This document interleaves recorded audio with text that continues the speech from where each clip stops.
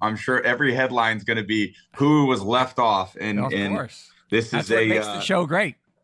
I know. And everyone will have their own debates, which they should, and it's fine. And there is an aspect of this comparing generational players is hard, like Don Hudson to the modern day guys. Comparing, it's just a different era of football. You don't compare the lunar landing with Buzz Aldrin and to Starlink and everything, and to Starlink and to landing rockets. It's just a different. How do you talk about evolution? With that being said, Jerry Rice, number one. I was the biggest 49er fan growing up. They were my hometown team. The consistency, the durability, the dependability, the moments in the big time games, the touchdowns, the yards, the route running, the practice habits, the tone setting. He's like, if there was a perfect football player, it's Jerry Rice. You know, played with different quarterbacks, left-handed quarterback, right-handed quarterback, caught the ball deep. I think the mark of great receivers are, can you catch short passes, intermediate passes, and deep passes? Can you get open in man and against zone? Is there good run after catch? All of those aspects to me, can you go in and run block? Those are all aspects that make a great player. So Jerry Rice, number one. Right. Number two, Randy Moss. Obviously had a chance to play with them. I don't think there's a receiver in history that could scare a defense the way Randy did. Randy would take off running and the DBs would turn and run as fast as they could backwards. And they knew that Randy had the most unique stride. It didn't look like he was gaining a lot of ground. And there were routes where he was tracking a DB down and I would think, okay, cut it loose, make a great throw. I would let it go, and Randy would end up 7 yards behind the defensive back. That's right. Whereas most of the time, your guys are open by a yard. A yard's open down the field. He would run so far past people, and believe me, everybody knew. It's like Steph Curry guarding threes. They know he wants the three. They know he's going to take a three, but he worked so hard to get open. And there were coverages that were played against Randy Moss that didn't come along again till Calvin Johnson, where they would put essentially a punt vice, two guys on top of him in press coverage to make sure he wasn't getting it. So we watched all those films. He was absolutely incredible.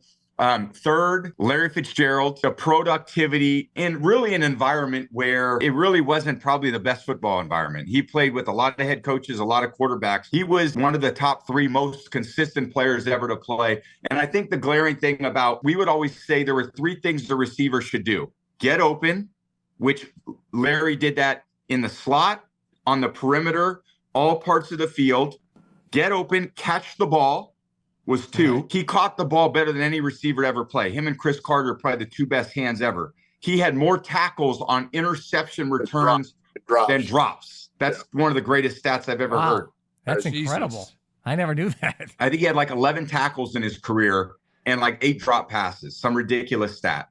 And the last thing was run with it and do something with it. And Fitzy broke a lot of tackles, was good in the red area, was good on third down. He did it all. And then last, you threw tight ends in there. And of course, everyone's going to say Tony Gonzalez. And I think Tony was the greatest pass catching tight end of all time. But if you're looking at the greatest tight end in history, it's Rob Gronkowski.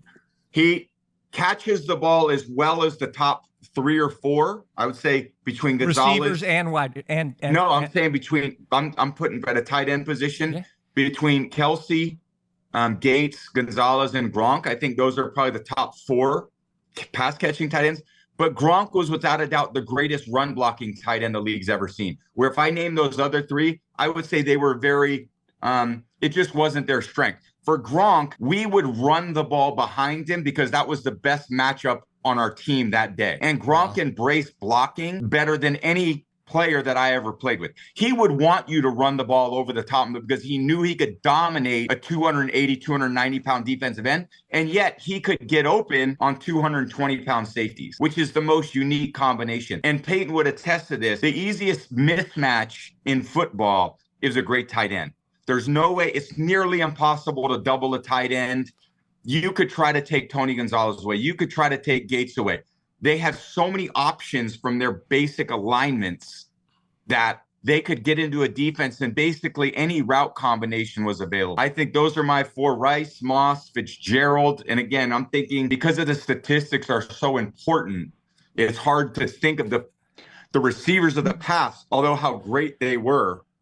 Mm-hmm. in this current statistical era. And then to me, the greatest tight end ever is Gronk. So you don't have actually as one of your criteria, because you mentioned yours. One of your criteria is not from this standpoint. Yeah. Got it. That's a question I had too. Is like, because I think you can't have the quarterback conversation without rings, but the wide receiver conversation may be different. Just so Larry is, Larry's watching this for sure. 39 career tackles, 29 career drop passes. Wow. That's an incredible stat. Fitzy, That's incredible. I did my homework, man. So, insane. Don't hate me. Is Ashley over there giving you the stats next to you? Okay, who else is over there? Exactly. He's getting a sheet from people on the You guys outside. all got stats. Yeah, I got my sheet. You all got stats.